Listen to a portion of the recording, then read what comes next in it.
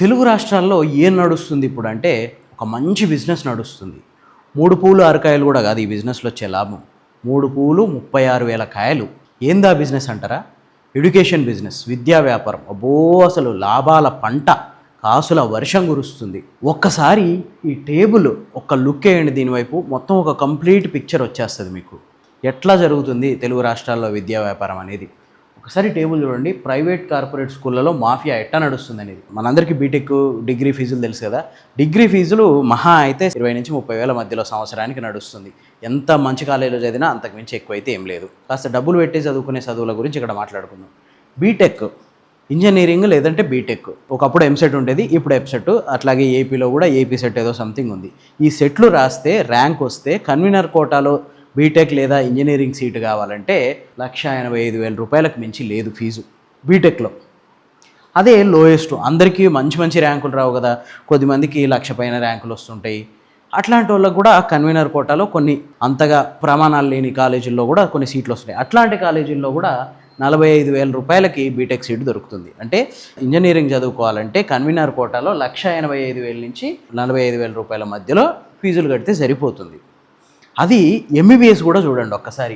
MBBS నీట్లో rank వచ్చి government కాలేజీలో seat వస్తే హయ్యెస్ట్ 15,000 రూపాయలు ఫీజు. పుస్తకాలు అవన్నీ వేరే అనుకోండి. నెక్స్ట్ లోయెస్ట్ అయితే 10,000 రూపాయలు. అదే ప్రైవేట్ కాలేజీకి వస్తే నీట్లో ర్యాంక్ వచ్చి కాలేజీలో సీట్ వస్తే 1,25,000 రూపాయలు హయ్యెస్ట్. అద్భుతమైన ఫెసిలిటీస్ ఉండి మంచి ప్రాక్టికల్స్కి అద్భుతమైన అవకాశాలు ఉన్న ప్రైవేట్ కాలేజీలో ఎంబీబీఎస్ వస్తే ఒక సంవత్సరానికి 1,25,000 రూపాయలు ఫీజులు. అట్లాగే కొంచెం ప్రమాణాలు తక్కువ ఉండి తక్కువ ర్యాంక్ వచ్చి నీటిలో ర్యాంక్ వచ్చి సీట్ వచ్చిన 70,000 రూపాయలు, 60 నుంచి 70,000 రూపాయల మధ్యలో సంవత్సరానికి ఫీజులు, ట్యూషన్ ఫీజులు వసూలు చేస్తున్నారు. సరే, మిగతా పుస్తకాలు ఇవన్నీ పక్కన పెడితే ఇది పరిస్థితి. అదే టైంలో ఒకసారి చూడండి మన కార్పొరేట్ స్కూళ్ళ మాఫియా ఎంత దారుణంగా ఉందో. ఎల్కేజీకి 2,00,000 రూపాయలు. హైదరాబాద్లో ఒక ఉన్నత శ్రేణి అంటే బాగా చదువుకున్న వాళ్ళు ఉండి బాగా విపరీతంగా జాబులు వచ్చే గచ్చిబౌలి, నానకరామ్ కూడా అట్లాంటి ఏరియాల్లో స్కూళ్ళలో హయ్యెస్ట్ ఫీజు 2,00,000 రూపాయలు. Only tuition fee. Admission fee వేరు, బుక్స్ ఫీజు వేరు, టైలు వేరు, బెల్టులు వేరు, షూలు వేరు, ఇవన్నీ వేరు, యూనిఫామ్లు వేరు. ఇవన్నీ కాకుండా ఓన్లీ ట్యూషన్ ఫీజు 2,00,000 రూపాయలు. ఇది హయ్యెస్ట్ చెప్తున్నా. లోయెస్ట్ అంటే అందరూ లక్షలు సంపాదించే వాళ్ళు ఉంటారు కదా, మామూలుగా నాలాగా ఇలాగా ఈ వీడియోలు చూస్తున్నలాగా నెలకు 30,000 40,000 సంపాదించే వాళ్ళు వాళ్ళ పిల్లల్ని అట్లాంటి స్కూళ్ళలో వేయలేరు కదా.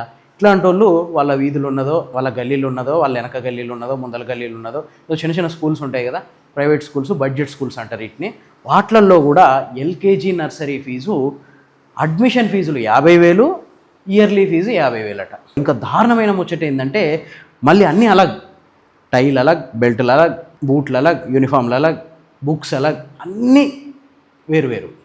దేని ఫీజు దానికి. ఒక పిల్లగాన్ని నర్సరీలో జాయిన్ అంటే ఎవరైనా పిల్లలు కనాలంటే ఎందుకు 2-3 కనట్లేరు జనాలు, ఒక్కరితో సరిపెడుతుర్రు అంటే ఎందుకే. ఎడ్యుకేషన్ సిస్టమ్ స్టార్ట్ కాగానే 1,00,000 రూపాయలు లేనిది మన పిల్లని కానీ పిల్లగాన్ని కానీ స్కూల్లో వేసే పరిస్థితి లేదు.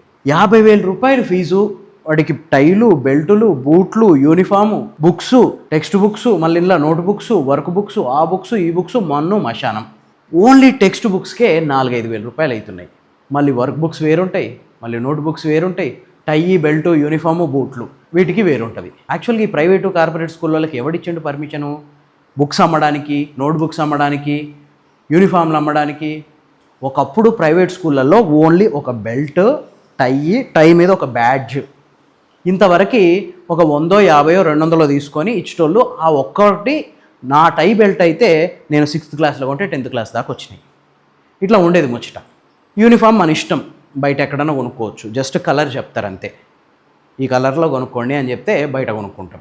కానీ ఇప్పుడు అసలు మొత్తం ముచ్చట, అసలు ప్రతి స్కూల్కి, ఏ స్కూల్కి వెళ్ళినా యూనిఫామ్ ఆడి దగ్గరనే కొనాలి, బెల్ట్ ఆడి దగ్గరనే కొనాలి, టై ఆడి దగ్గరనే కొనాలి, బుక్స్ ఆడి దగ్గరనే కొనాలి, నోట్ బుక్స్ ఆడి దగ్గరనే కొనాలి, వర్క్ బుక్స్ ఆడి దగ్గరనే కొనాలి. లేదు అంటే బయట తెచ్చుకుంటామంటే మీకు అసలు అడ్మిషనే ఇయ్యరు, మీ దగ్గర స్కూల్ ఫీజే, అసలు మొత్తం స్కూల్ ఫీజులో కలిపే ఇస్తారు. ఇవన్నీ ఎంత దారుణంగా ఉందంటే పరిస్థితి. అసలు ఎవడిచ్చిండు ఇలా పర్మిషను? ఎంఈఓలు ఏం చేస్తుర్రు? అసలు మీరు ఒకసారి ప్రైవేట్ స్కూల్లో మీ పిల్లగానో జాయిన్ చేయడానికి తీసుకెళ్ళారు అనుకోండి, మీకు అక్కడ ఓనరు అంటే యాజమాన్యాలు అంటారు, మేనేజ్మెంట్ అంటారు కదా, వాళ్ళు ఎవరు కనపడరు మీకు అక్కడ ఎవరు ఆ ఫీజులు అడ్మిషన్లు ఇచ్చే కాడ, ఫీజులు కట్టుకునే కాడ ఉండేది ఎవరంటే కరెస్పాండెంట్లు, ప్రిన్సిపల్. అసలు స్కూళ్ళకు ప్రిన్సిపల్ లేదండి, హెడ్ మాస్టర్ కదా స్కూల్లోకి ఉండాల్సింది, కానీ ప్రిన్సిపల్ అని బోర్డులు పెడుతున్నాడా? వీళ్ళే మొత్తం మేనేజ్ చేసేది. ఇక ఆ మేనేజ్మెంట్ అయితే వాళ్ళు ఏదో సీఎంలు పిఎంల లెవెల్లో ఫీల్ అవుతారు. నార్మల్ పీపుల్కి ఎవ్వరు కనపడరు. మనం సీఎంని పిఎంని కలవాలంటే ఎంత ప్రోటోకాల్ పాటించాలి, ఎంత ఫైర్ వీల్ చేయాలో అట్లా ఈ కొన్ని ప్రైవేట్ కార్పొరేట్ స్కూళ్ళ యాజమాన్యాలు కలవడానికి అంత ప్రయత్నాలు చేయాలి. వాళ్ళు అప్పుడప్పుడు అట్లా దర్శనం ఇచ్చిపోతుంటారు స్కూల్లో. ఇన్నోవాల్నో బెంజో బిఎండబ్ల్యూ వేసుకొని వచ్చి ఇట్లా వాళ్ళకు ఒక డ్రైవర్ వేరుంటాడు, హెల్పర్ వేరుంటాడు. ఇట్లా అసలు ఎక్కడి నుంచి వచ్చినాయి? నాకు తెలిసిన వాళ్ళు ఒక 10 మంది ఉన్నారబ్బా ఈ స్కూల్లో. అంతా బీఎడ్ అయిపోయిన తర్వాత 4-5 సార్లు డిఎస్సీలు రాసి ఏ జాబులు రాక చిన్నగా ఇంట్లో అమ్మాయి దగ్గర 1-2 ఎకరాల పొలం ఉంటే అది అమ్ముకొని టౌన్లకి సిటీలకు వచ్చేసి ఒక 100-200 గజాల ప్లేస్ తీసుకొని చిన్న రేకుల షెడ్ వేసి దాంట్లో నెమ్మదిగా స్టార్ట్ చేసి ఈరోజు అసలు వాళ్ళ దర్శన భాగ్యం కలగడానికి కూడా వాళ్ళని చూడడానికి కూడా అవకాశం లేని పరిస్థితుల్లో ఉన్నారు వాళ్ళు. అంటే అంత ఎక్కడి నుంచి వస్తున్నాయి ఇదంతా? ఇగో ఈ దోపిడీ. ఎవరిచ్చారు వీళ్ళకి పర్మిషన్లు? ఇంజనీరింగ్ ఎంబీబీఎస్కి లేని ఫీజులు కూడా ఎల్కేజీలో ఎట్లా పెడుతుర్రు? అసలు ఒకసారి అబ్జర్వ్ చేస్తే బీటెక్ ఎంబీబీఎస్ ఇట్లాంటి ఉన్నత స్థాయి విద్యా సంస్థల్లో ఫీజుల నియంత్రణ కోసం కమిటీలు ఉన్నాయి. ప్రభుత్వ స్థాయిలో, రాష్ట్ర స్థాయిలో కమిటీలు ఉన్నాయి, జాతీయ స్థాయిలో కూడా కమిటీలు ఉన్నాయి. ఎంబీబీఎస్ కాలేజీని ప్రతి సంవత్సరం జాతీయ స్థాయి నుంచి కమిటీలు వచ్చి చెక్ చేసి వాటిల్లో వసతులు ఉన్నాయా లేవా, ప్రాక్టికల్స్కి అన్ని విధాలుగా వసతులు ఉన్నాయా, సౌకర్యాలు ఉన్నాయా అని చూసి సీట్లు తగ్గించడమా పెంచడమా ఇట్లాంటివన్నీ చేస్తాయి. సేమ్ బీటెక్ కాలేజీల్లో కూడా అంతే. ఫీజు నియంత్రణల కోసం, సౌకర్యాల కల్పన కోసం కమిటీలు ఉన్నాయి. వాళ్ళు ఎవ్రీ ఇయర్ ఇన్స్పెక్షన్కి వస్తారు, చెక్ చేస్తారు. దాన్ని బట్టి వాళ్ళకి పర్మిషన్లు వస్తాయి. అంతేకాదు చాలాసార్లు కొన్ని కాలేజీలకు గుర్తింపు రద్దు చేసిన సందర్భాలు కూడా ఉన్నాయి. మళ్ళీ ఎన్నో కష్టాలు పడి ఆ గుర్తింపు రిటర్న్ తెచ్చుకున్న సందర్భాలు ఉన్నాయి ఆ కాలేజీలు. కానీ మరి కార్పొరేట్ స్కూళ్ళ దగ్గరికి వచ్చేసరికి ఎందుకు కావట్లేదు? అసలు వాస్తవానికి ప్రతి గవర్నమెంట్ స్కూల్లో స్కూల్ మేనేజింగ్ కమిటీ అనేది ఒకటి ఉండేది. ఏం చేస్తుంది ఈ స్కూల్ మేనేజింగ్ కమిటీ అంటే పిల్లలకు ఎట్లాంటి వస్తువులు ఉన్నాయి, ఎట్లాంటి సౌకర్యాలు ఉన్నాయి, టెక్స్ట్ బుక్స్ అందుతున్నాయి, ఇవన్నీ అబ్జర్వ్ చేయడానికి ఆ కమిటీలు ఉండేవి. ఒకప్పుడు ప్రైవేట్ స్కూళ్ళల్లో కూడా ఉండేవి. కానీ తర్వాత గవర్నమెంట్లు ఏం చేసినాయి అంటే ఈ ప్రైవేటీకరణని, విద్యా వ్యాపారాన్ని ఎంకరేజ్ చేయడం కోసం ప్రైవేట్ స్కూళ్ళల్లో అవసరం లేదు కమిటీలు, ఓన్లీ వాళ్ళ ఇంటర్నల్ కమిటీస్ ఏమైనా ఉంటే ఉండొచ్చు కానీ మేనేజ్మెంట్ కమిటీలు అవసరం లేదని చెప్పి ఎత్తేసారు. ఇక అప్పటి నుంచి మొత్తం ఆగమాగం, పట్టించుకునేటోడు లేడు. ఏమున్నా ఎంఈఓకి ఏంటంటే నెల ఒకసారి అట్లా స్కూళ్ళలోకి పోయి అబ్జర్వ్ చేసి రిపోర్ట్ తయారు చేసి డిఈఓకి పంపాలి. ఆ డిఈఓ ఆ రిపోర్ట్ తీసుకెళ్ళి చెత్తకుండీలు వేస్తాడు. అంతే. ఇంకెక్కడి నుంచి బాగుపడతాయి స్కూళ్ళు? ఎక్కడుంది ఫీజుల నియంత్రణ? ఎక్కడుంది? అసలు బహిరంగంగా అమ్ముతున్నారు మొత్తం.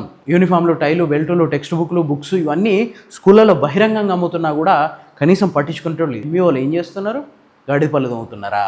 ఒకప్పుడు విద్యా దానం అనేటోళ్ళు, ఇప్పుడు విద్యా దానం కాదు, విద్య వ్యాపారం అయిపోయింది. పోనీ ఇంతగానో ఫీజులు వసూలు చేస్తారు కదా. ఈ 2 లక్షల నుంచి 10th క్లాస్కి వచ్చేసరికి మినిమం 3-4 లక్షలు లేనిది 10th క్లాస్ నుంచి బయటికి రావట్లేదు పిల్లలు. మరి ఇంతగానో ఫీజులు వసూలు చేస్తే వాళ్ళ స్కూళ్ళల్లో పనిచేసే టీచర్ల పరిస్థితులు ఎట్లుంటాయి తెలుసా? ఈ రోజుల్లో కూడా 10 నుంచి 15 వేల రూపాయల లోపు జీతంతో పనిచేసే టీచర్లు ఉన్నారు ప్రైవేట్ స్కూళ్ళల్లో, కార్పొరేట్ స్కూళ్ళల్లో. ఇంత దోపిడీ, మొత్తం దోచుకోవాలి, మేము బిల్డింగ్ల మీద బిల్డింగ్లు కట్టాలి. ఒక్కసారి మీకు ఎవరైనా తెలిసిన వాళ్ళు ఉంటే ఈ ప్రైవేటు కార్పొరేట్ స్కూళ్ళ ఓనర్లు, యాజమాన్యాలు ఉంటే ఒక్కసారి వాళ్ళ ఇండ్లు అబ్జర్వ్ చేయండి, వాళ్ళ లైఫ్ స్టైల్ అబ్జర్వ్ చేయండి. ఎట్లా ఉంటుందంటే అదొక ఇంద్రభవనమా వాళ్ళ ఇల్లు అన్నట్టు ఉంటుంది. ఒక పిఎం, ఒక సీఎం, ఒక మినిస్టరు ఆ లెవెల్లో ఉంటుంది వాళ్ళ మెయింటెనెన్స్.